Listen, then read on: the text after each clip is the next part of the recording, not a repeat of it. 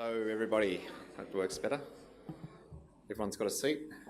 It's good. Well, welcome everyone to today's session. Glad you could all take time out of your busy schedules to attend this event. It should be pretty interesting and a really good opportunity to hear from the ATO and also from some other representatives across corporate Australia, and also from a software vendor's perspective about the last 12 months and what we've experienced with the new reform in relation to country by country reporting. Today's session is being streamed via webcast online. So for those of you online, thanks for joining us. And there is, you'll see on the bottom right-hand side of the panel, there is an option for you to ask questions, which those questions will then be sent through, and Darren Day from Woolworths on the far right-hand side of the panel will be moderating those questions, and we'll be addressing them to the ATO. For those of you in the audience here today, if you do have questions, I think we're holding the questions back until the end. There's a presentation first, and then just hold on to the questions and put your hand up, and there's a roving mic that will come around to yourself. We may need to repeat questions so that those people online can actually hear the question before we get a response. So thanks to everyone for attending, and I'll let Darren Day from Woolworths provide the introductions. So thank you.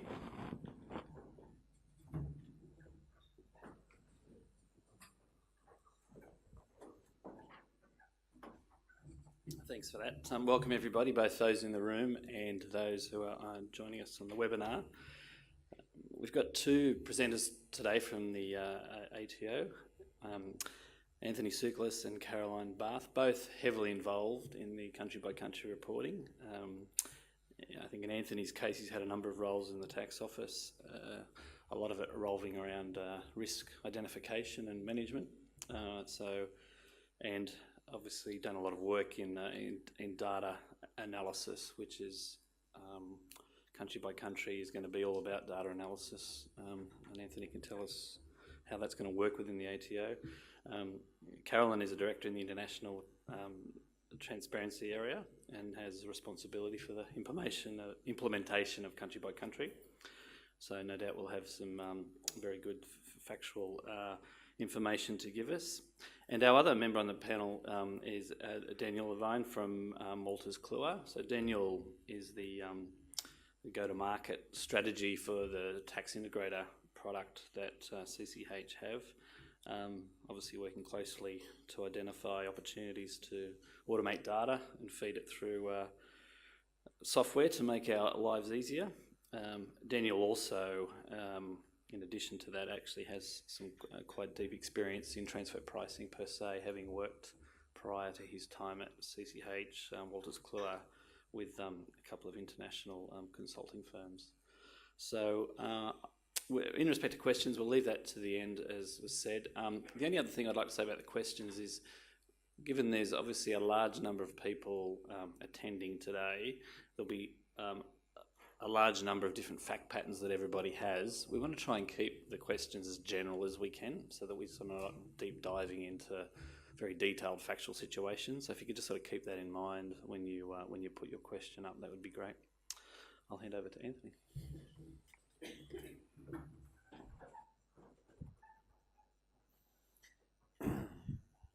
Thank you, Darren. Welcome, everybody. Obviously, yes, I'm Anthony Souklis, and we've introduced Caroline to your right. I've also brought along two other colleagues as integral members of our CBC project team. Ricky Herbert at the front, who is our sort of lead technical advisor, and Kyle Zhu, who is a member of the project team, and he's been dealing principally with exemptions and extension requests. So those of you who have submitted those requests, likely you've got a reply or response or a phone call, and you've been dealing with Kyle. So look, thanks for taking time out of your busy day. We really appreciate it, and I think it's a good opportunity for at least us to be able to talk about CBC, and obviously for yourselves to listen to myself and Caroline as we present to you our observations on the first year of reporting for country by country. Look, overall, I have to say it's been a really successful year. Especially now that we've cleared our first big hurdle, which was the 15th of February of this year, which most of you would know, that was the deferred due date for CBC statements, so they were due for our December balances. In actual fact, we're going to present some really interesting stats a little later on. Hopefully that'll give you a better understanding of just how big a hurdle it is that we've cleared. When you see the number of lodgements, and I should say number of successful lodgements that have been received to date. From my perspective, CBC is probably the biggest single project that I've been involved in terms of complexity, in terms of size, and also just the sheer number of affected stakeholders.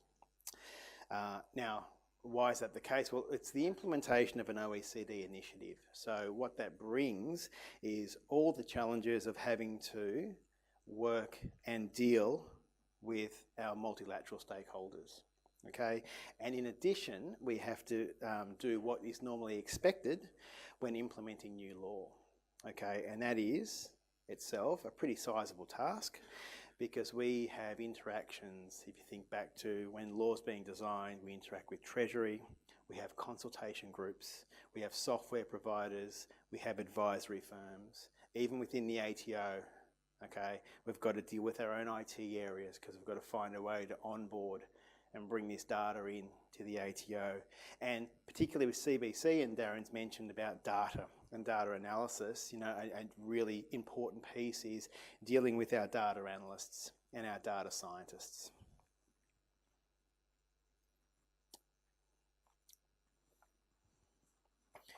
So as the presentation title suggests, today's presentation will focus on what we've seen and what we've learned during year one of CBC reporting.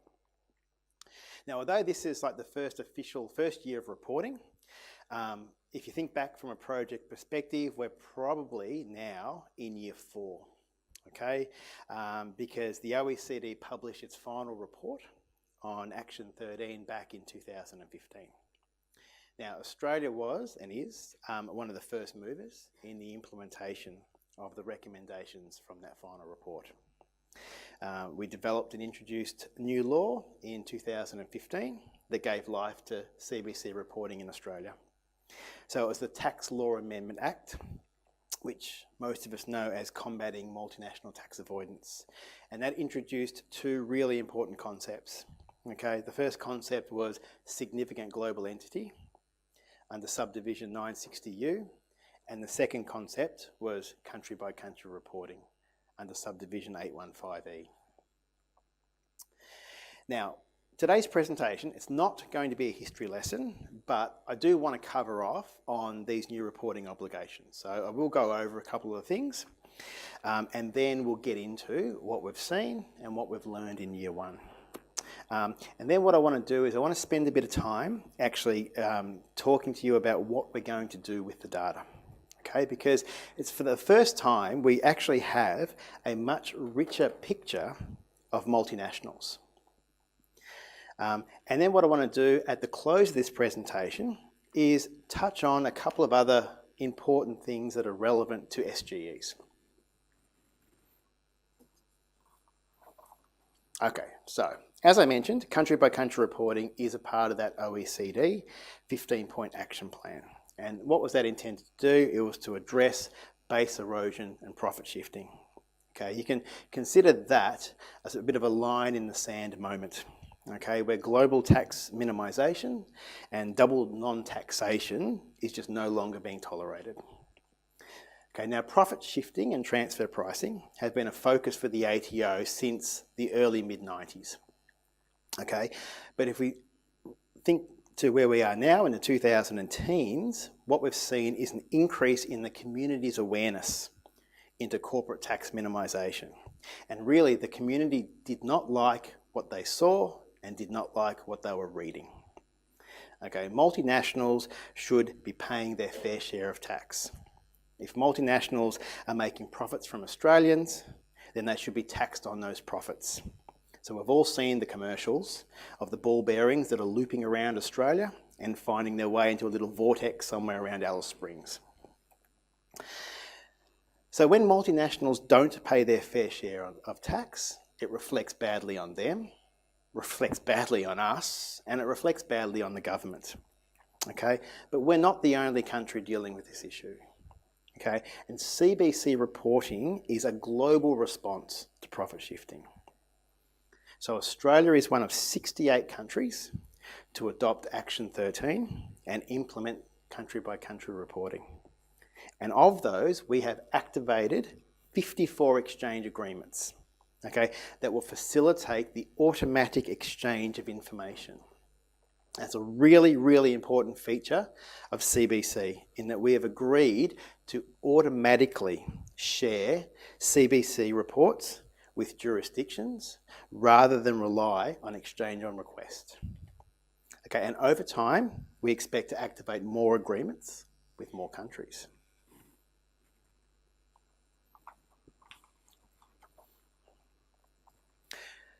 So for Australia, CBC reporting commenced 1 January 2016. Okay, now what did that mean? Okay, so that meant that the first entities, the first businesses in Australia that were going to be affected were those that had a balance date from 1 January 2016 to 31 December 2016. And those businesses, those taxpayers, entities, they would be required to lodge CBC statements with the Commissioner within 12 months from the end of that balance date, meaning they had to lodge by 31 December last year. Okay, so no doubt, most of you know that because this was the first year of reporting, okay, so, and 31 December was our first major lodgement deadline, we deferred that to the 15th of February 2018. Okay, that allowed for two things. It allowed people to fix some of the little issues that they had. It allowed them extra time to source information from overseas related parties. It also, I guess, respected the fact that most of us have some sort of close down over that Christmas break. And we do, and we didn't want to be in a position where very late in that lodgement cycle, you needed to make contact with the ATO and there's no one there to field your inquiries. The next critical date is going to be 30 June 2018. Okay, so what's going to happen on that date? That date, it will be for both the 30 June 2017 balances. Okay, so they'll need to lodge their statements with the Commissioner. But also, from the ATO's perspective, that's the date that we must exchange CBC reports with participating jurisdictions. Okay, so in year one, countries have agreed to exchange CBC reports as soon as possible, but no later than 18 months after the last day of the fiscal year of the multinational group. So any CBC report related to those entities with a 31 December 2016 balance date will be exchanged. Important to note that 18 months is a year one condition. From year two, those exchanges must occur within 15 months from the end of the balance date. All right, so let's just have a bit of a recap of CBC reporting. So what are the obligations? The obligations are three separate statements. Okay, the first one is the CBC report. CBC report tabulates the economic activity on a jurisdictional basis. And it also contains a list of all of the constituent entities on a country-by-country basis.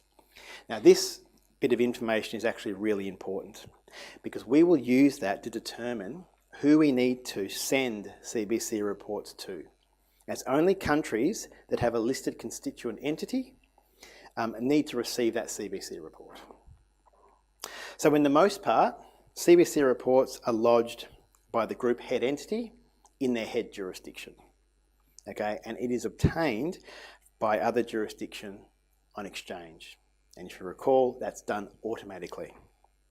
Now, there are always exceptions. In this case, there will be some instances where a CBC report is lodged locally by a subsidiary member. So we call this local filing. And that can occur when a parent's jurisdiction has not activated an exchange relationship with the relevant jurisdiction.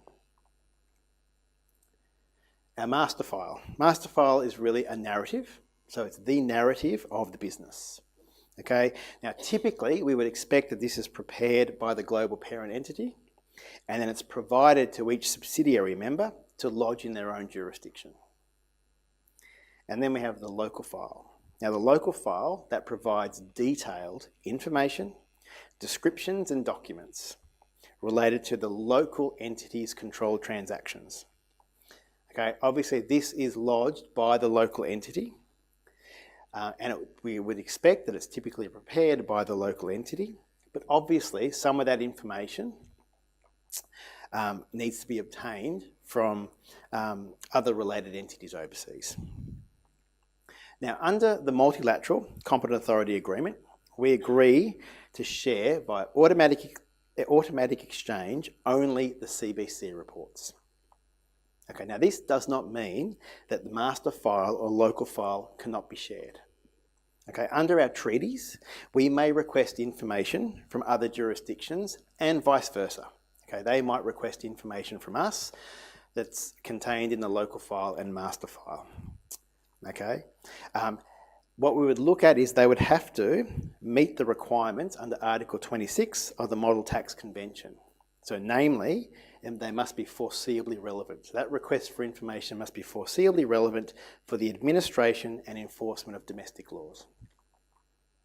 So although a CBC report is exchanged automatically, master file, local file are not, but we can request information and vice versa from other countries. So now I'm going to hand over to Caroline, and she's going to take us through those really neat observations from year one.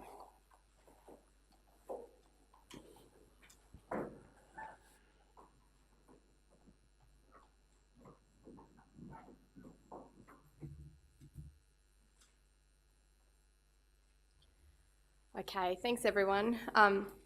Today I'm going to start off by taking you through some of the lodgement statistics for the first reporting period.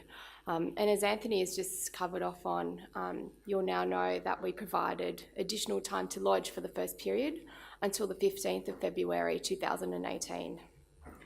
So as at the 15th of February, we've actually received more than 3,500 statements related to CBC reporting. And these statements have been lodged by over 2,400 reporting entities. So that's a lot of statements, particularly for the first reporting period. In terms of a breakdown as to which parts we received, as you will be aware, for the local file, there's obviously an option if you're eligible to lodge the short form local file. If you're not eligible just for the short form, you then need to lodge the short form Part A and Part B. So in terms of the numbers, we've received over 2,100 short forms. We've received 1,900 Part A local file. We've received 1,700 Part B local file. In addition, we've also received over 1,400 master files, and we have in the order of 40 CBC reports.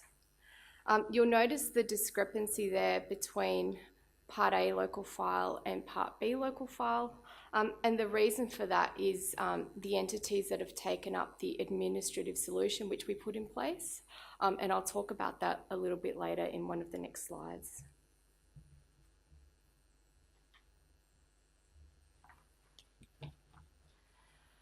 So how many SGE groups do we have? Well, this was the first year that we had a new label on the return, so label G1.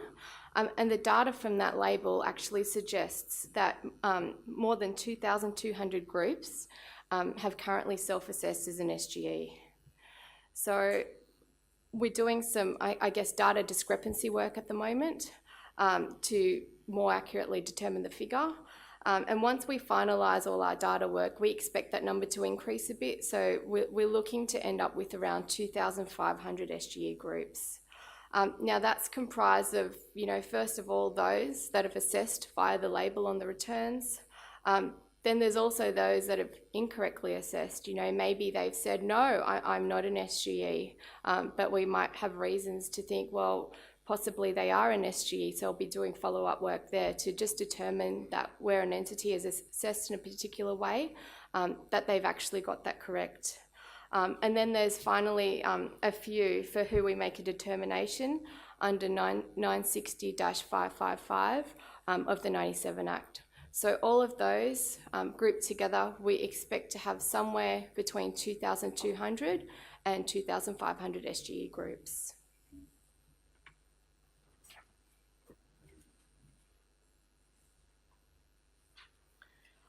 So now I'd like to have a look at, what did we learn in year one? And I think when we sat down to develop this presentation and we wanted to share with you some of our learnings from the first year. And I think one of the main takeaways that we had was around duplication. When we started off our consultation on the local file, we heard lots of consistent messages from business that they were concerned around duplication. In particular, they were concerned about, the first draft of the local file that we developed and the duplication between that and the information they already provided as part of their IDS. The message we heard from business was, if we've already provided information to the ATO, we shouldn't have to provide it again. So what we did is we listened, we tried to take on board that feedback and think, okay, what can we do? So what we came up with is what was known as the administrative solution. It was available in year one, and it will continue to be available at the moment. And what it does is it actually allows businesses to lodge Part A of their local file at the same time as their return. And if they choose to take up that option, they don't need to complete questions 2 to 17 of the IDS, therefore eliminating a lot of that duplication. Now, in terms of was it a success? In year one, our stats show us that 15% of entities took up that concession. So I think that's a really good response rate. I think we would have been disappointed if we maybe saw a 1 or 2% take-up rate, but I think 15% is good. And I guess the feedback we've had from businesses is that more want to take up the concession in year two. I think they just weren't ready in year one. They just had difficulties meeting the timeframes for that first year, but definitely I think we can expect to see that number grow into year two. And another learning for us was around consultation, and Anthony mentioned already about the consultation group that we established. We have more than 100 stakeholders at the moment that are part of the consultation group. And I think for me, in implementing this measure, the consultation group has been wonderful. I think we have learnt so much from going out to the group and from the feedback that has been provided to us. And I think that's enabled us to develop products that are better suited to your needs and guidance that really shows you what you need to do in implementing CBC reporting. I think we can clearly point to a couple of specific examples where, the feedback that has been received through our consultation group has changed our approach or has been taken on board. One example that comes to mind is around the relevant agreement series. So aggregating similar transactions under a RAS, that came about directly as a result of feedback received during consultation. Similarly, we have the local file. So when we started out, we actually had a 3-tiered approach to the local file that we went out with. At the end, we walked away with a 2-tiered approach, quite different. So again, that was directly as a result of working with the consultation group and taking on board the valuable feedback that they were able to provide. You can also see evidence in the guidance products that we've issued. We've released those to the consultation group, obviously received feedback, and hopefully we've been able to develop guidance that is clearer and somewhat more unambiguous. We listened to our group also and the feedback you provided around some of the difficulties that you were going to have lodging during that first period, particularly as it fell during the Christmas shutdown. Again, we tried to take on board that feedback. And we provided, obviously, the extension of time to lodge until the 15th of February 2018.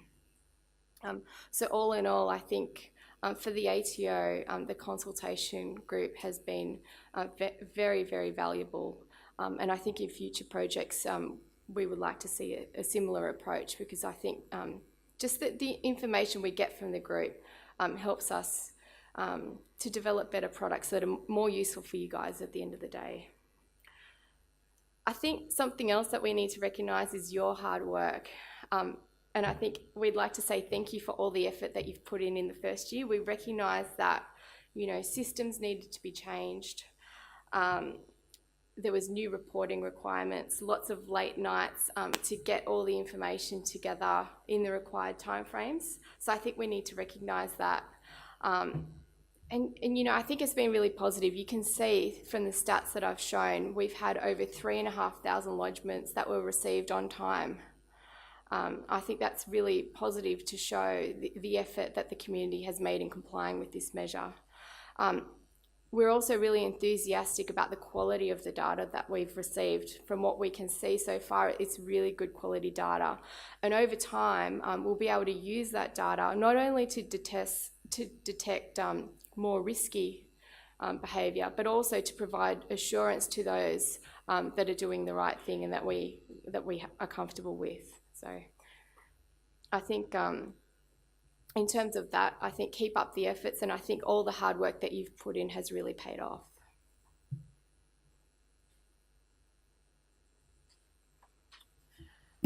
As with all the positives, there's always some challenges and further learnings as well. I think if you are to ask us what has been the hardest or the biggest challenge in terms of implementation, I think FX gains and losses would have to come to mind. One of the biggest issues, or the biggest issue that we heard during consultation, was the reporting of FX gains and losses in both the local file and the IDS.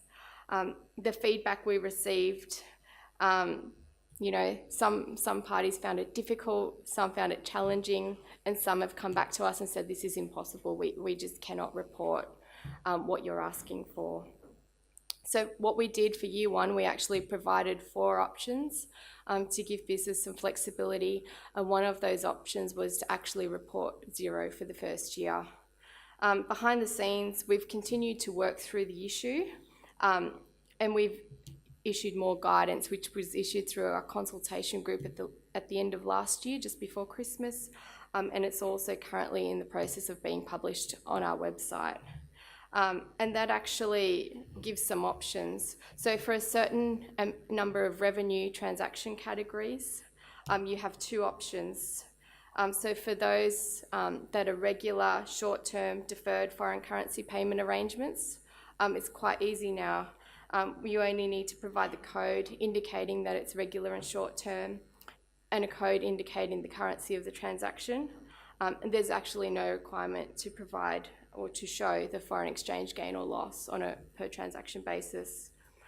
For those that are irregular or longer term deferred foreign currency payment arrangements, again, you need to provide the code to show that, and also the code to show the foreign currency. And then you need to provide us with a little bit more detail in terms of the actual amount of foreign exchange gain or loss per category.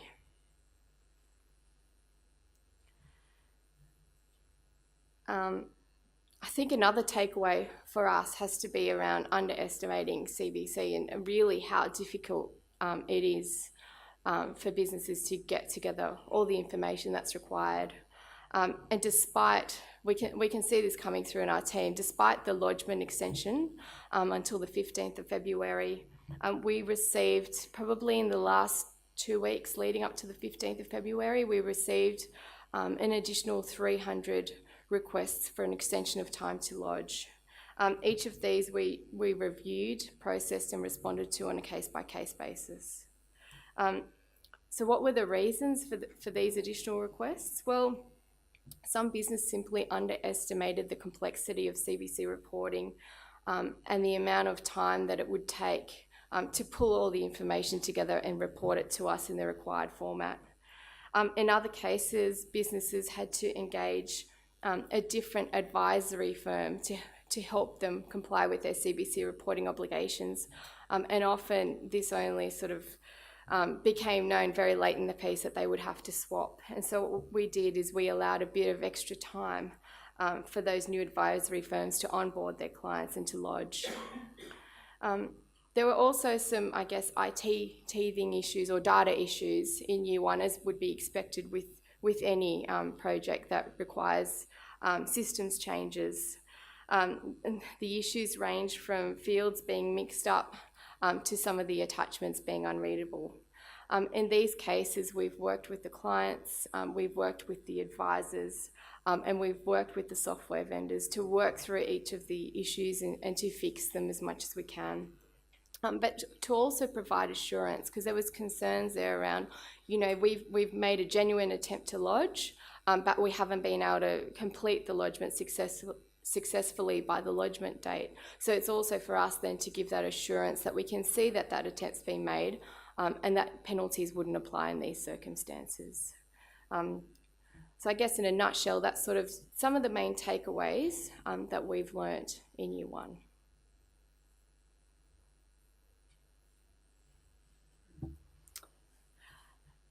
This has to be everybody's favourite topic.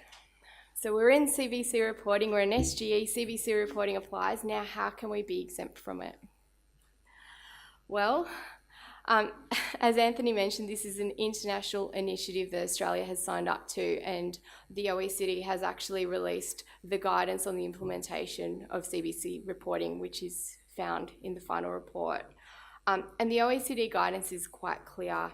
It indicates that there should be no exemptions from filing a CBC report, and that extends to no special industry exemptions and no exemptions for investment entities.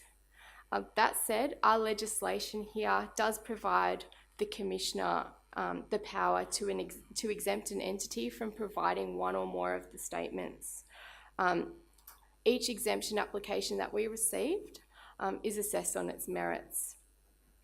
For those who have sought an exemption for CBC reporting, you will know that we have comprehensive exemption guidance that's published on our website, which is ato.gov.au/CBC.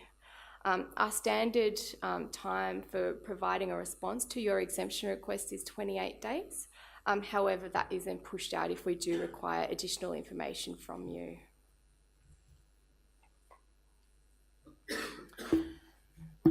So how many requests for exemption have we received? Well, to date, we've received, I think when we discussed this morning, around 480 requests for exemption. In terms of how many have we provided or responded to, we've actually provided 110 exemptions from all 3 statements. So that's a complete exemption from CBC reporting. We've provided 97 exemptions for 2 of the 3 statements. And in terms of this, the most common combination here has been an exemption for the CBC report and the master file together. We've also provided 136 exemptions for 1 of the 3 statements. Can anyone tell me what statement do they think is the most common statement that we provide an exemption for? Master file, that's right. So we have provided the most exemptions for a master file, and the reason for this is that the foreign parent is located in a jurisdiction which does not require the master file to be prepared, and also the rest of the accounting group are not located somewhere that requires the master file to be prepared, at least for the first year. So therefore we offer a transitional exemption for the first year, and that is provided that the company makes the commitment to lodge the master file in Australia from Year 2 onwards.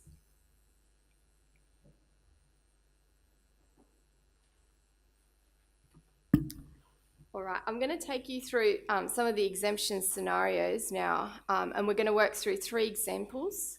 Then I'll take you through the reasoning for each example and then the outcome for each example.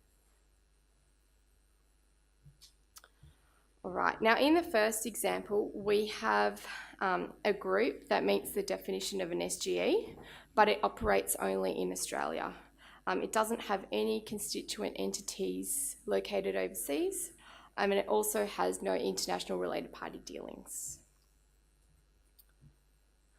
In the second example that you can see there, we have the scenario where a local entity has a global parent entity that's resident in a jurisdiction that has not yet implemented CBC reporting.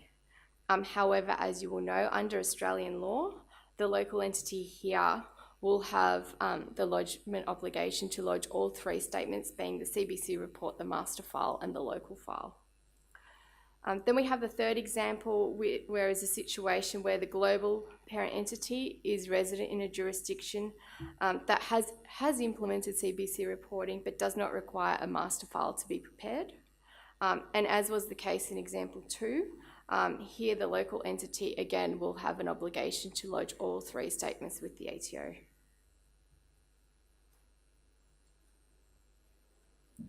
Okay, now we're going to have a look at the reasoning for each of the 3 examples. So in the first example, the entity is an SGE, but it's not a multinational enterprise.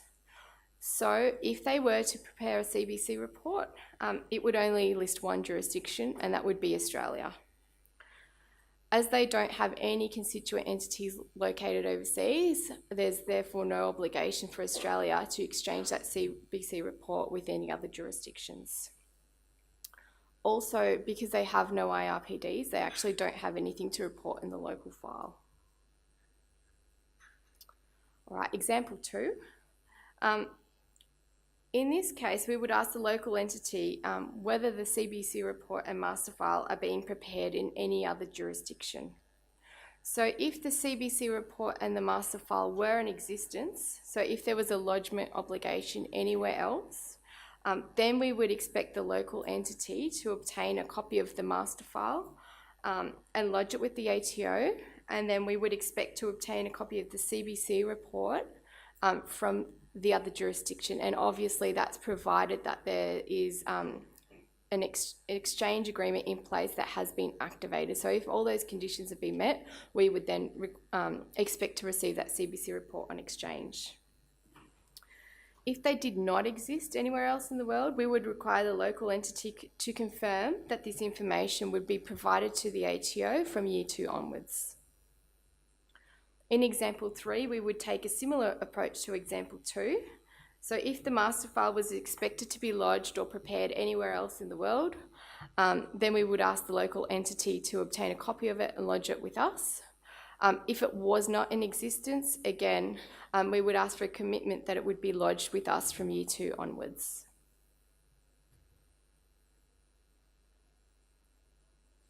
All right, now we'll just quickly have a look at the outcomes from each of these 3 examples. So in example 1, the entity would receive an exemption from all 3 statements. They simply fall outside the scope of CBC reporting, despite the fact that they're an SGE. In example 2, the entity would receive an exemption from lodging the CBC report and master file for year 1, while making a commitment to lodge them with us from year 2 onwards. In example 3, the entity would receive that transitional exemption from lodging the master file in year 1, again on the basis that we have commitment that they would be provided to us from year 2 onwards.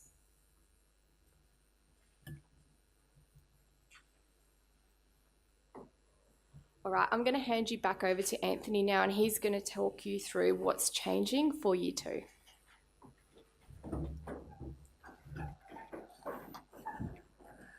All right. I love this slide deck. I love this particular graphic too. It was interesting this morning in that we're on this slide and doing some preparation work, and we're actually panicking about this slide, and it's staring me in the face saying, "Don't panic." I can't help but just want to recap on some of those points Caroline made, because it really does just highlight, how much has been achieved, and not just.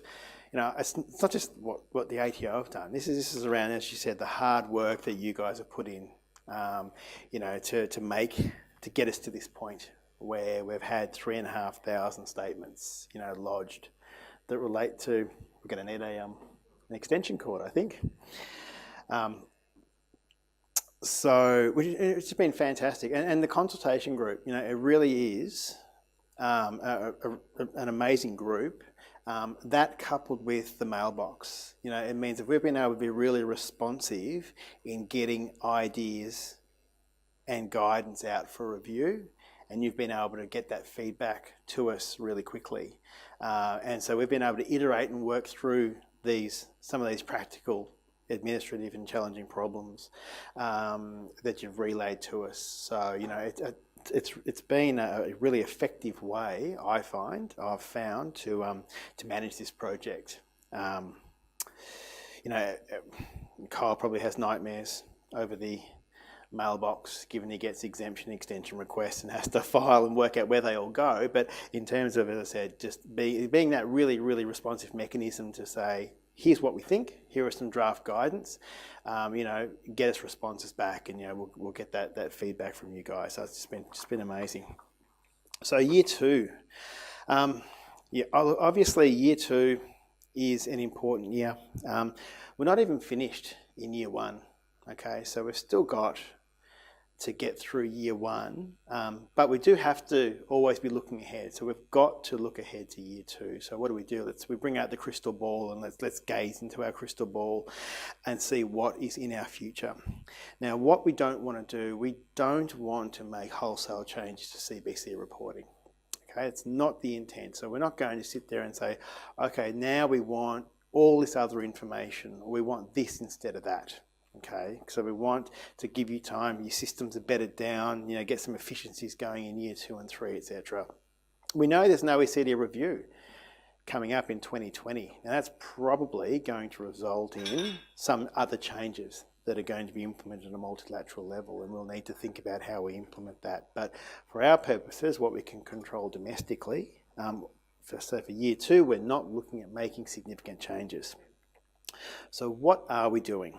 Really, in a nutshell, we're fixing up some of the annoyances in both the instructions and the schemas. Okay, and if I was to say that if there is a change, the only change actually relates to what Caroline spoke about. Okay, the fact is that we had troubles in finalising and settling on the FX guidance for year 1, so we had to come up with some sort of solution, a temporary band-aid solution for year 1. That's okay, that gets us over the line, but that was always anticipated that we would come out and work through and find a more practical way to capture this information from year 2 and beyond. So for year 2, we should see, as we finalise this guidance, want to get convergence between guidance, instructions and schema. Okay, so that you know exactly what you have to report on FX gains and losses. Really outside of that, the only other real change I can think of is just making some improvements to our validation rules to sort of remove or reduce the number of errors in lodgement.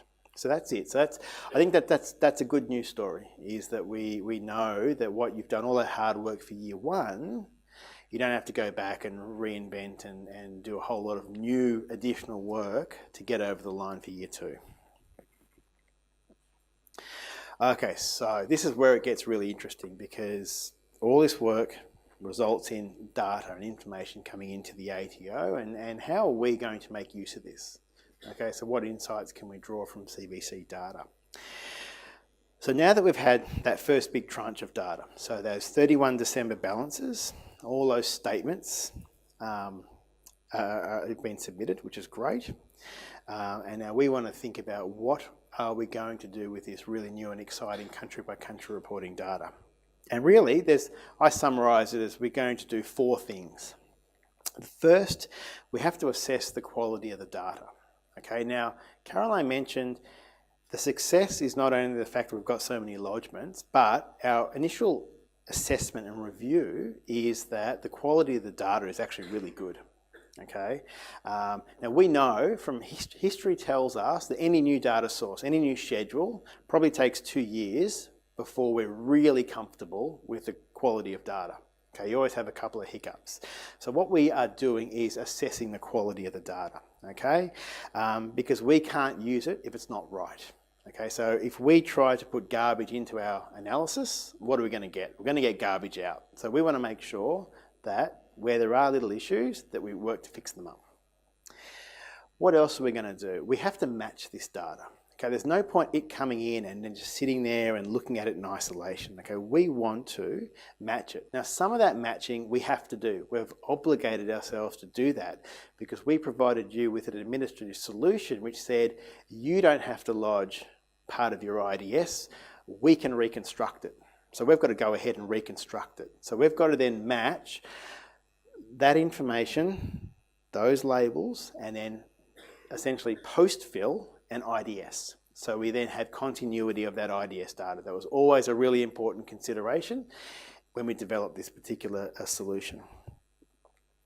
And really, what we're also going to do is match it to all the other data, all the other client record data, which I'll talk about next slide.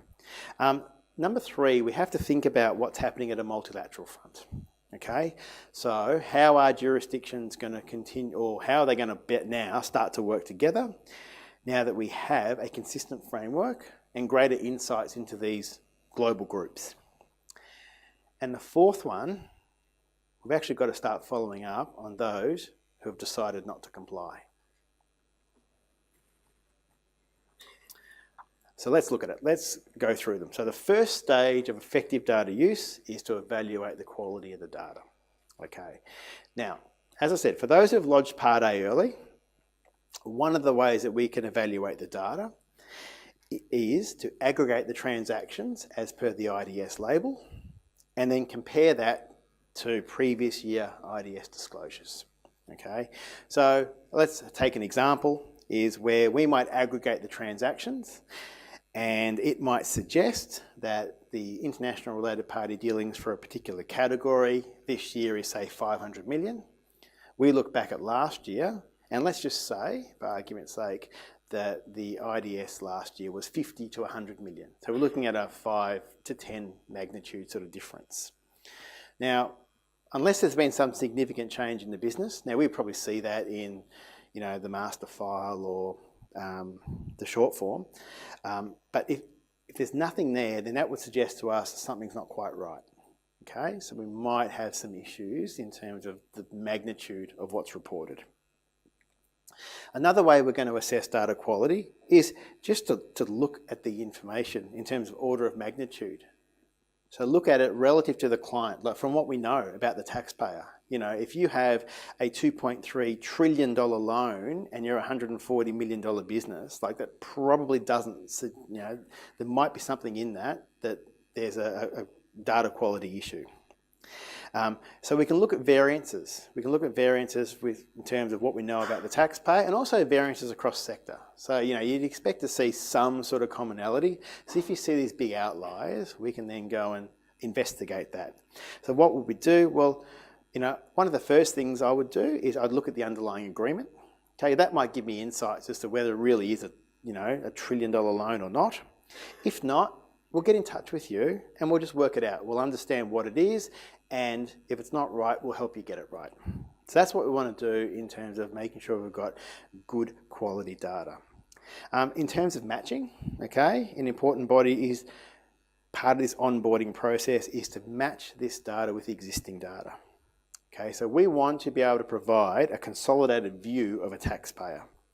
Okay, and that consolidated view, that includes information that we collect, but also information that we collect or we get from other agencies as well. So when examining cross-border dealings, okay, I would expect our operations, our compliance teams, they would look at those disclosures, and then they would also look at information we get from customers, or they'd look at information that's recorded from AUSTRAC. Okay, they'd also look at financial account information. So if there's ARR or factor information, we'd look at that. Okay, they'd also look at this data matched to returns, to activity statements and other lodgements. Okay, so this is about us being intelligent and bringing all this information together. That's the power of data, isn't it?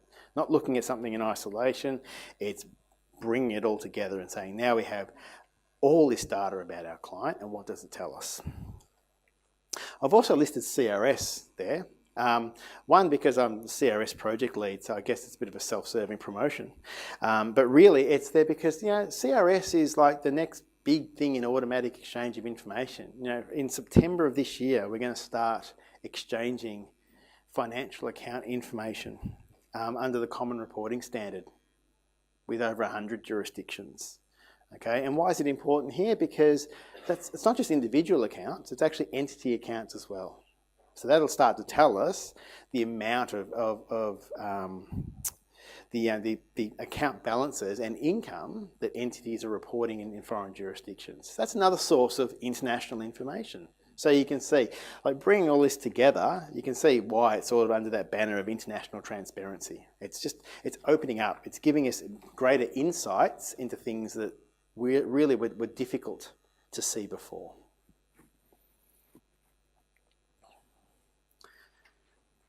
All right, we have to do some sort of compliance verification, okay? It's really important for us to follow up on non-compliance, okay? So particularly non-lodgement of CBC statements. Okay, now this really does, from my perspective, really important body of work, because there are those that burnt the candle at both ends and did everything right to get there on time, and we owe it to you to then go find the people who said, yeah, I couldn't be bothered, or this costs too much, I'm not going to do it, and make them comply. Okay, so it's not fair if they don't comply and get away with it. So we've got to follow it up. So let's think about non-compliance. There's probably a couple of categories. I see two categories. Okay, the first is those that are actually genuinely unaware that they're a significant global entity. All right, and because they don't know they're SGE, they probably don't know that CBC reporting applies to them. Okay, so who would this likely be? Most likely an inbound multinational, particularly where the Australian footprint is really well below the $1 billion. Okay, so you're talking about a relatively small operation, and they're just not really, their head's not in this space or hasn't been in this space. Probably even more likely if the global parent is in a country that sort of only recently adopted CBC. Okay, so CBC probably hasn't really been on the radar of the parent company, and so they haven't been channeling information to their Australian subs saying, okay, look, are you aware what's Australia doing for CBC reporting purposes? So what do we want to do? Well, we're going to start to identify those guys, and we're going to go out there and we're going to work with them to raise that awareness, make them become aware that, you know what, they actually are an SGE, and because of that, they actually have a CBC reporting obligation. In addition to this, we're actually going to find some entities that actually have all the hallmarks of an SGE. Okay, so they will look and smell, touch, everything is like an SGE, but they correctly don't self-assess as an SGE because global consolidated financial statements are not prepared. Okay, so in that case, what's the ATO going to do? We'll gather the information and we'll go talk to those taxpayers about the likelihood of making a determination under subdivision 960.555. Okay, and then we'll give notice to that entity that they are an SGE for that period, and once that determination is made, that taxpayer becomes an SGE and they have all those SGE reporting obligations. Okay, so that's sort of group one, and that is more of our light touch group that we'll deal with. Second group, these are the guys that they're aware of their obligations and they choose not to comply. Okay, so where we identify those that have ignored their CBC reporting obligations, we're going to request that that information is lodged immediately. Okay, and upon lodgement, penalty notices will be issued for late or non-lodgement. Now obviously we'll consider requests for partial or full remission, but those taxpayers may be subject to penalties of more than $1.5 million for the non-lodgement of those three statements. What else are we going to do? We have risk models. We've talked about them, okay? They're a really important part of us managing the tax system. Now, our risk models use IDS data, International Dealing Schedule data. All of those models have now been recalibrated to point to information from CBC statements. Okay, now as these statements are lodged, we're now testing these models, okay, and we plan to use them to identify issues, areas of concern, risks, whatever word you want to use, that we will follow up as required. Okay, and this will actually be a feature of our 2018 International Risk Program. Okay, so this is how we're making use of this information. It's recalibrating all these risk models to say, well, Here's this new information we're getting from CBC. Finally, we have very powerful analytics engines. Okay, stuff that I don't understand it. I'm not in that. I don't have my head in that space. I kind of know what they do, but I don't really know what they do. I don't understand it. We speak a different language, and I'm yet to find someone who can translate what they're talking about for me to understand. They're probably thinking the same thing. They just think the stuff that comes out of my mouth is just all waffle, and they'd like someone to translate me for them. But they've got ways that they can analyse information in hundreds and thousands of agreements. Okay, what they're doing, they're building these data dictionaries of like key terms, and then they're looking at these linguistic and numerical analytics. Okay, so it's ways that they can bring these data models that based on numbers and integrate that with this linguistic approach, and somehow it clicks together and it throws out results that are really, really fascinating. Okay, so that's a bit of a watch this space for me. But it's not just taking text mining again in isolation. It's basically saying that it's really natural systems and natural transactions. There's some sort of relationship between the words and the numbers, and when they're fictional, you can identify them. So that's this really, really powerful analytics. What else are we doing? Well, this actually really, all these images are stolen from the internet, but this one I like because this one, I think of this and think this is what I'd like to see from CBC. For the first time, we'll be able to map the global operations of multinationals operating in Australia. Okay, whether they're headquartered here or whether they are overseas, it doesn't matter. For Australian headquartered MNEs, just think about it. We'll be able to map out where they operate globally, okay? Where they earn their revenues, where they make their profits, where they pay their taxes, where they have their employees. Okay, you'll be able to see that. For foreign owned, we'll be able to see the Australian operations, but in the context of the global group. So we'll see the total group and we'll see what the Australian operations are. Now, I know, you guys will know after I say this, that Australia represents about 1.6% of the world's GDP. Okay, if you didn't know that, there's a little fact. And it'll be really interesting now, we'll be able to map out these operations, and we'll be able to do it at an aggregate level or at a taxpayer by taxpayer level, and we'll see just how much does the Australian enterprise contribute to these global groups. So it's really fascinating stuff. So this is the sort of stuff that gets me excited. I like this stuff. So, it's going to be fascinating to see what sort of insights does this tell us about Australia in the context of multinationalisation. So over time, we're going to build a really powerful database, okay? And it'll tell us what things look like at a point in time, but really importantly, it's going to tell us, think about what it's going to look like over time, how it changes. That's going to be really interesting stuff. And we're also looking at what the OECD do. Now, the OECD, they're not sitting on their hands, and they haven't been sitting on their hands since 2015. Okay, they didn't just say, all right, we're done here. All right, it's over to you guys, do what you want. Last year, the OECD finalised two really important pieces of guidance related to CBC reporting. Okay, one outlined what is and what is not considered appropriate use of CBC information. Okay, so the guidance focused on ensuring that the data that is obtained from the CBC report, and importantly, what we obtain from exchange, is being used as intended, and that countries have appropriate data safeguards to protect the information. And this includes ensuring that information is not made publicly available. Okay, so this information is not made publicly available. Really important. The second bit of guidance was a handbook on effective risk assessment using CBC reports. And really the purpose of that handbook is to develop a consistent approach. Okay, because it's a consistent framework, same table, table 1, table 2, table 3. So why can't we develop a consistent framework of how we risk assess using that information? So we did that with the OECD. Now, that was developed with CBC while in implementation. So it really is, this is how we think we can use the data.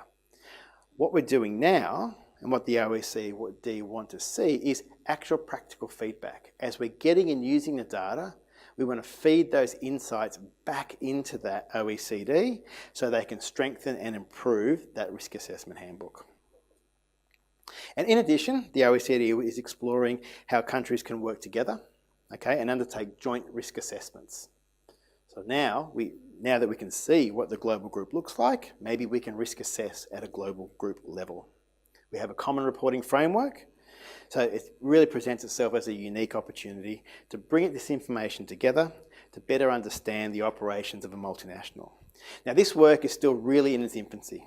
Okay, so it's probably got a few years and, pilot, etc. to work through.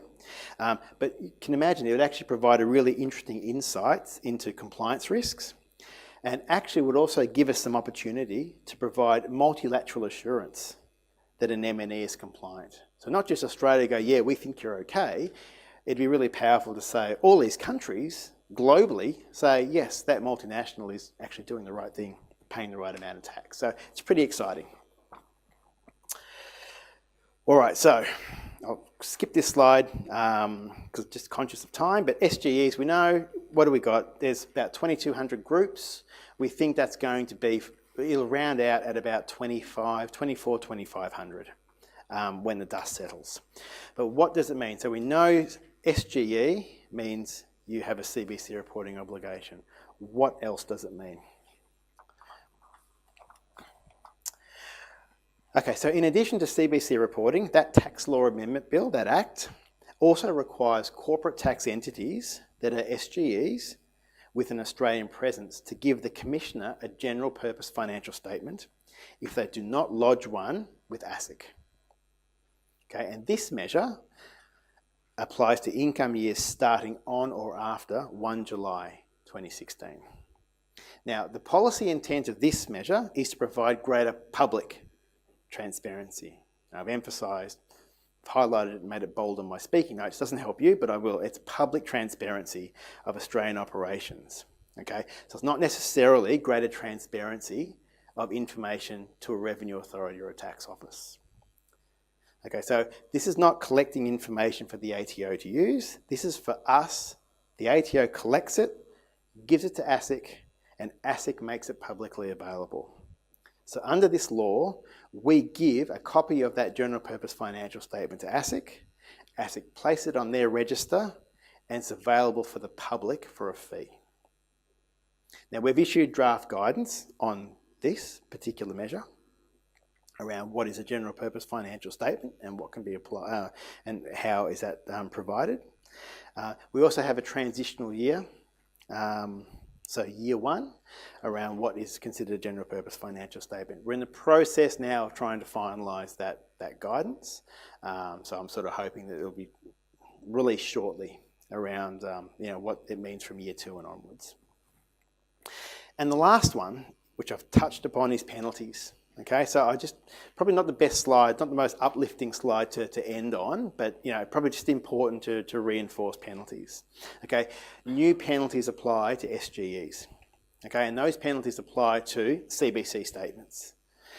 So failure to lodge penalties, they increase every 28 days. They start at 105,000 and they're a maximum of 525,000. So for 28 days or less, okay, failure to lodge or a late lodgement would be $105,000 per statement. There's 3 statements. If you're more than 112 days, okay, that increases to 525,000. So that's why I said earlier, non-lodgement of all 3 statements is over $1.5 million in penalties. Now, there's also false and misleading statements. Okay, typically, I'd expect that if someone makes a false or misleading statement in a CBC report, it probably wouldn't result in a tax shortfall. Okay, so for SGEs, penalties for making a false or misleading statement that do not result in a tax shortfall are double, essentially double what they are for every other taxpayer. So if you fail to take reasonable care, that's a 40 penalty unit, which is about $8,400. If it's reckless, it's 80 penalty units, which is $16,800. And if it's intentional disregard, it's 120 penalty units or $25,000. All right, so that's a bit scary. How can SGEs avoid these penalties? Well, simple. All taxpayers have an obligation to lodge their tax documents on time and without error. So if you lodge on time without error, penalties are off the table. They don't exist. So if you take reasonable care with your tax obligations, okay, you're not going to incur a false and misleading statement penalty. Importantly, if you're unable to meet your lodgement deadline due to exceptional or unforeseen circumstances, then you should request an extension. Now, you should probably request an extension, obviously before the lodgement due date. Well before the lodgement due date is preferred. Otherwise, I have Kyle again, trying to manage 300 extension requests in the last 2 weeks of reporting. Final note on this one is obviously SGEs have the opportunity to seek remission of penalties if they're imposed. And so that does bring this presentation to a close. So I think now I'll just hand back to Darren. Yes, before we open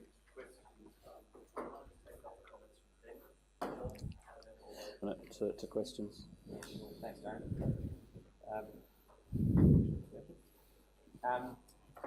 So I think overall for us, as a software developer and vendor, we're very, very pleased with the results, Anthony and Caroline. I think it's been a really good journey over the last 18 months working with you guys. The consultation process has been excellent. We've had really quick response times from the ATO.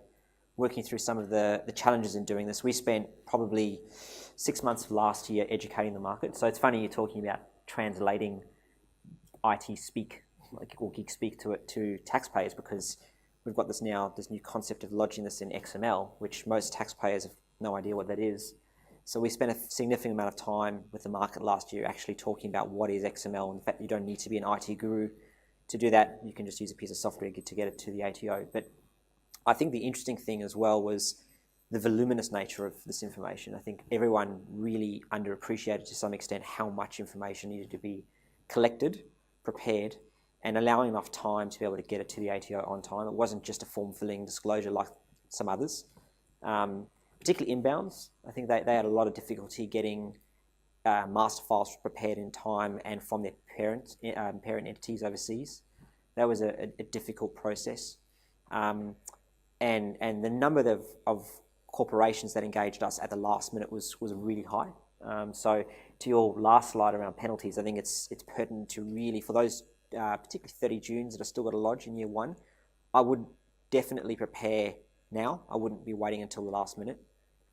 Yes, you can access something like a piece of software like ours, just before with your disclosures, but you need to allow enough time. There's things like getting public officers sign off before you actually lodge to the ATO. That's another process involved because they need to go and review all of this information, and there is a fair bit of information to review. So certainly just try and allow that a lot of time. But I think for us, given the fact that this is the first time the ATO has actually asked for not just data, but binary information as well, binary attachments, I think we've been delighted with the success of it. We had close to 1,300 lodgements go through our platform, so we're pleased with the results, with more to come. And I think the other thing that I suppose we take away from year one, we already had a number of early balances engage with us to say, look, year one, we just needed to get it in on time, mitigate that penalty risk. But now we really want to focus on process improvement. We really want to try and focus on how we can automate a lot of the preparation, because that is a lot of work. I think everyone's found that as an issue anyway with the IDS, but now the local file's more. So, there are various ways in which you can do that, and I think that's going to be a key focus. And I expect as well that admin solution is going to just increase as well. I think you're spot on. We've got a lot of 30 junior ends already saying to us, we want to lodge in January. A lot of them have already, so I think that's going to just increase. Sorry for you, Jen. Thanks for that. We might open up to questions, and I might ask the first one, which would also cover off one of the questions that has come through via the webcast. And it probably picks up from your last slide about penalties. So there was a recognition during the presentation of the amount of work that taxpayers have gone to put this together. Inevitably, one can expect that errors will be made. Things may be left out that shouldn't have been. Is there just a general approach in the first year or first couple of years is that, you might take a more lenient view on that than, say, if it was a tax return that people are much more familiar with completing? you want me to answer? No. Sorry, I was expecting you to answer it. I'm more than happy to answer it.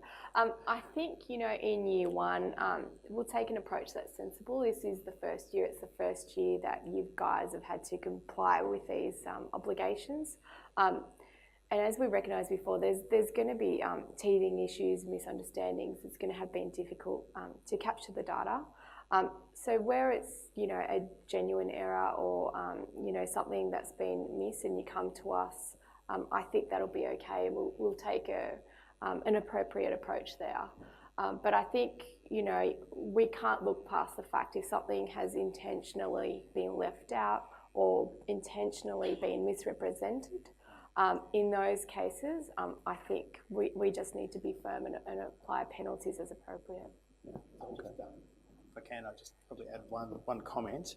What Caroline said is spot on. I think the evidence there is that we made a conscious decision not to impose automatic SGE penalties for CBC in year one.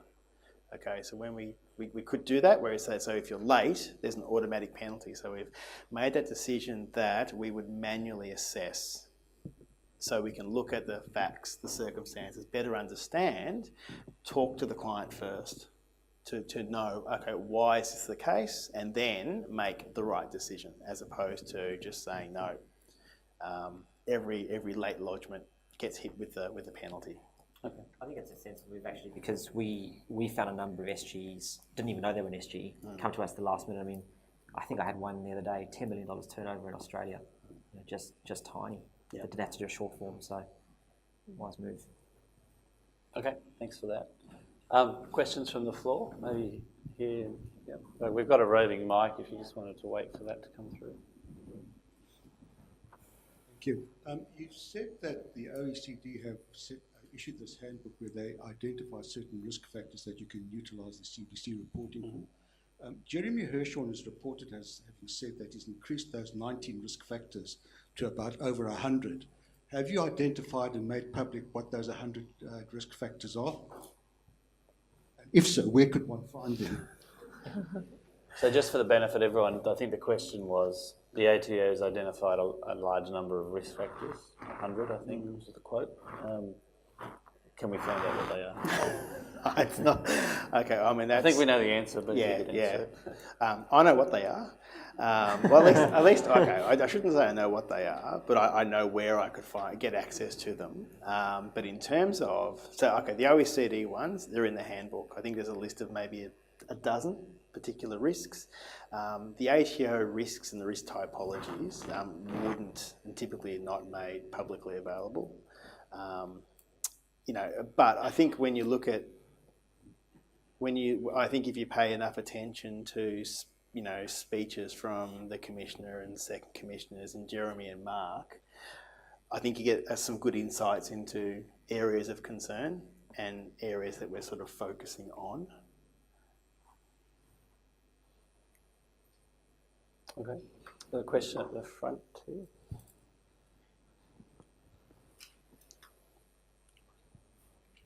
This is Anthony.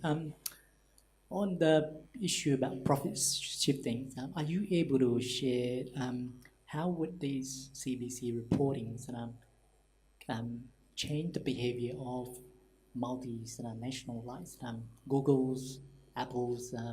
Would you expect them to change? Yeah, obviously, the risk profile behavior as a result of this measure.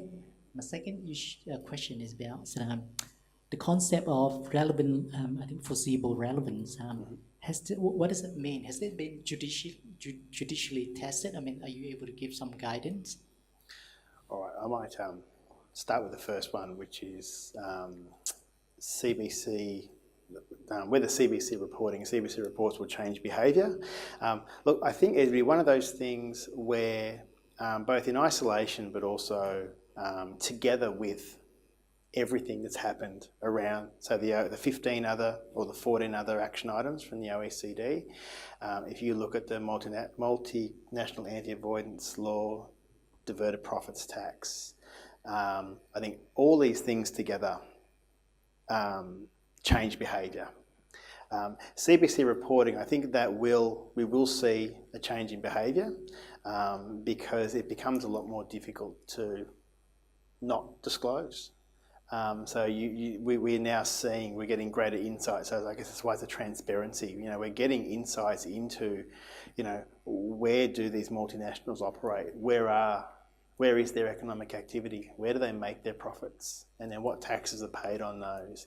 And then from our perspective, when you correlate that with your master file and your local file, you'll start to see with local file, well, what are the underlying controlled transactions and what are the opportunities? So I think it becomes a lot more difficult. I'd like to think that, you know, more information and more sophisticated risk analytics means that we should be able to, you know, more readily and quickly identify these issues and then obviously, you know, address them appropriately.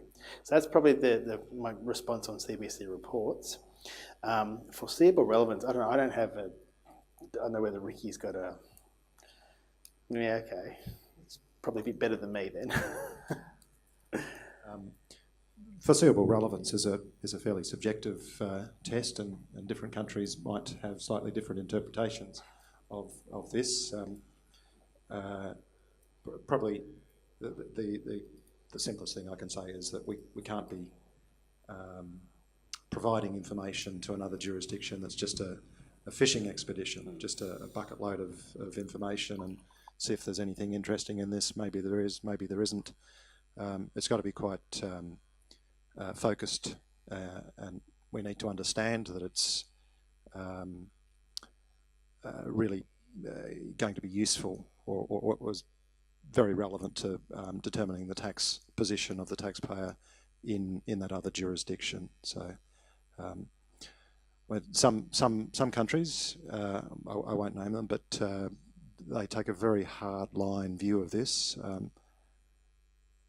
It needs to be recognised that the country that's going to the effort of providing this information is actually using up resources and staff and time and so on, not for their own benefit, for the benefit of the other countries. So, you know, I guess our attitude and the attitude of most tax authorities is, don't bother us unless you're really going to use this. We're not, as I said, this is not about a fishing expedition. That's good.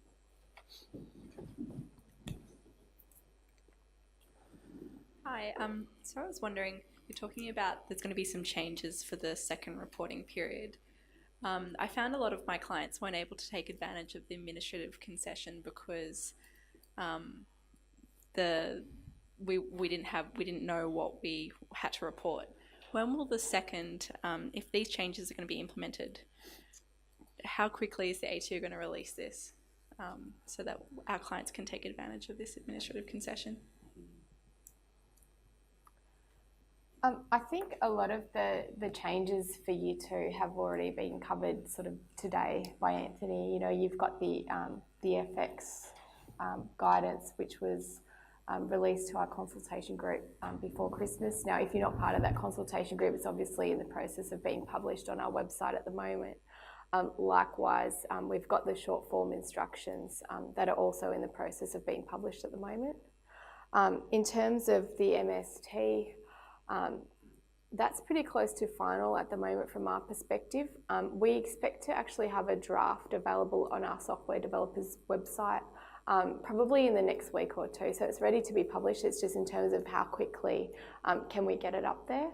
And then for SBR, that's looking like mid-April sometime in terms of when that will be available there.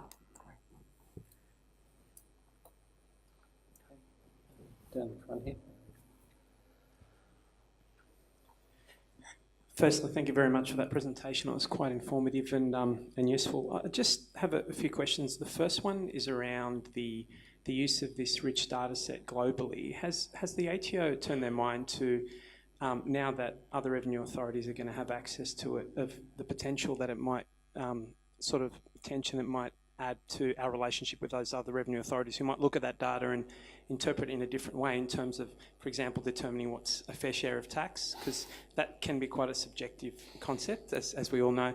In my mind, I can see that there being benefits, but also that potential disadvantage. And secondly, it's just a more mundane question. Just around the determination of an SGE, is there a process to get a determination that an entity isn't an SGE without necessarily going through the private ruling process? Kyle's been very helpful to us in the past. My name's Gilbert, I should say. If he doesn't know who I am, I might speak to him after. But I just want to know if there's a process of getting a determination that an entity isn't an SGE. It's one of the entities we have, incorporated joint ventures we have an interest in. Okay. I'll go with the first one, the richer data, use of that. Look, as I said, this approach of now looking at using this information multilaterally is in its infancy.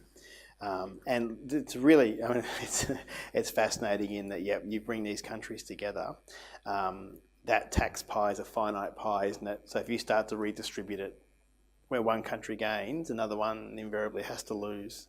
And just how willing are they to lose, and what sort of conversations is that, what sort of interesting conversations do you have behind closed doors at a multilateral level? So look, it is true, but what I'm hoping to see is as we explore this and work through some of these pilot cases to get an understanding of exactly how useful, well, not so useful, how can we use this information to give us those insights into, you know, what this taxpayer, what this business is doing globally, where it's operating, and then, you know, whether there is actual genuine issues around profit shifting that need to be addressed. So look, I would say that the next 12 to 18 months, you know, is a really important time as the OECD explores this particular body of work. To see just how tractable is it. To me, from my personal perspective, I think, you know, CBC reporting, as I said, presents a unique opportunity to do this. You know, if we find that for whatever reason we can't break through these barriers, so be it. At least, you know, they've explored it, they've used it, but it'd be silly not to say, okay, here's this rich body of information. And here's an opportunity. Look, if it's not necessarily about trying to deal with those complex issues around profit shifting, the reciprocal is, as I said, you know, can you start to provide that greater level of assurance? So for those businesses who you can give it like the Heart Foundation tick, but get that not just from Australia, but get that from, you know, 68 other countries to go, look, you know, these guys are actually doing the right thing, paying the right amount of tax. We've seen no evidence, no reason to worry about, you know, the allocation of profits globally. So, you know, while one approach might not work, you know, I do see that there still would be benefit in exploring the tax assurance approach. I don't know, Kyle, did you want to maybe... Okay, yeah. Caroline, yeah. I just also wanted to make the point that the OECD has pretty strict guidelines around the appropriate use of data, particularly in the CBC report. And so as part of the peer review process, so each country that's signed up and is implementing CBC reporting gets peer reviewed. And as part of that process, we need to give assurance that we have appropriate measures in place to ensure the data is used appropriately. And that includes that, you know, you can't just take a CBC report and make an adjustment to income based on the data in that report. You can use it as, you know, a part of a number of sources of information to do further investigations, for example. So I think if we were to find that there were issues with a particular country, we would need to bring that to the attention of the OECD. And if breaches were found, you know, exchanges would be suspended in the worst case, or otherwise, you know, we would have to put measures in place to work through the issues with those countries. So I think there is quite a bit of assurance there, you know, to try and make sure that the information that you guys are providing is used appropriately. Yeah, so just for Ricky and Kyle, so the second part of the question was providing that assurance that you're not an SGE, so... I did mention that he does know you, but he said that in a positive way. Just on that earlier point about use of the information, I just mentioned that the competent authority agreements actually have a provision or an article in them which oblige a tax authority to concede any adjustment that is not appropriate. And I guess if they don't do that, they'll be booted out of the club. Now, in terms of if you want an understanding of whether you're an SGE or not, I took it in the question that you'd rather not go to the trouble of requesting a private ruling, but that is an option if you want certainty. We've issued only 2 private rulings so far on the question of whether an entity is a significant global entity, but it's definitely an option. Otherwise, we can provide advice in a more informal sense if the request comes to either our CBC mailbox or our dedicated SGE mailbox. It will be dealt with by people with an understanding of the issues, and we can provide informal advice, which we'll stand by so long as it's correct. And if it turns out we've made a mistake, of course no penalties would apply. So that it's pretty much like any other tax issue you might have. You can weigh up the risks and level of comfort you want for yourself, informal advice versus a formal private ruling. Yeah, just one from me actually. Through your other discussions with regulators, other regulatory authorities around the world, are you seeing any other bodies were looking to adopt a similar local file reporting approach to the ATO? So looking to do it either through XML or on a similar basis. I mean, I know a lot of them adopted what the OECD set out, but are you sort of are they observing what you're doing over here and then thinking, well, we should follow suit?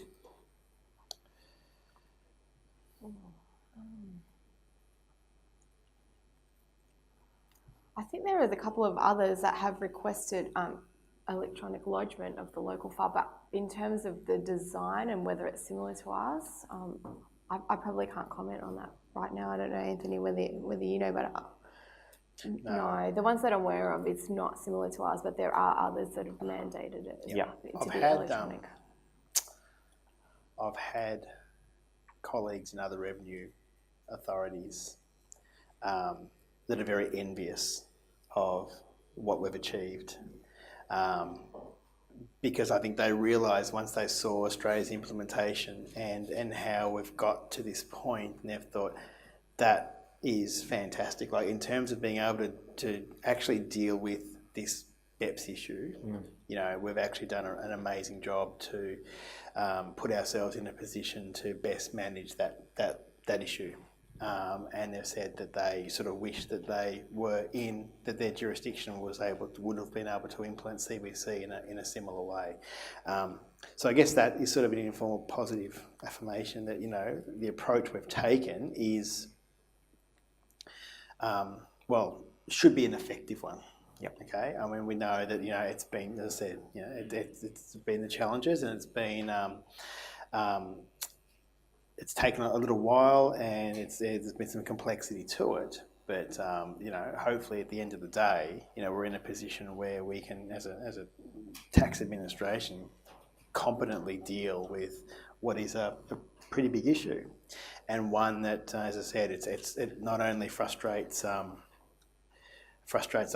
the community. As I said, they don't like what they see, and I'm sure businesses don't like it if they're doing the right thing and competitors aren't and getting away with it. So, providing that level playing field is probably pretty important. I don't know whether Kyle and Ricky had any sort of observations or insights from other jurisdictions. No. Cool, thanks. All right, I'm conscious of time. We've sort of hit 2 o'clock. Is there one last quick question, Angela?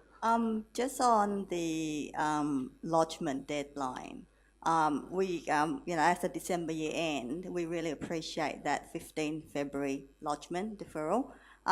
Is the ATO going to give that type of deferral again going forward? The reason why I'm asking is that we're inbound, and so the parents, their due date is 31st December. So it's very hard for them to actually finalise their report and us finalising our report at the same time. Yeah, so I guess our current position on that one is, you know, we did give the extension of time or the blanket deferral for that first reporting year. You know, that was year one, and we recognised that, you know, there would be teething issues, that it was going to be difficult to get the data together in time, particularly around the Christmas shutdown period. I think for year two, the lodgement deadline will be 31 December. You know, we've had year one to have a go at collecting the information. We've all, you know, lodged now. We've had that additional time to get used to what we need to provide. So I think for year two, it's going to be 31 December. You know, but if there is a case where there is, you know, a genuine difficulty in meeting the timeframes, you can always approach us and we can work through that situation with you. But I can sort of safely say that there's not going to be a blanket extension of time until the 15th of February. All right, we might have to wrap up there. Maybe you can just join in thanking our representatives from the ATO, Anthony and in particular. So could we have a round of applause?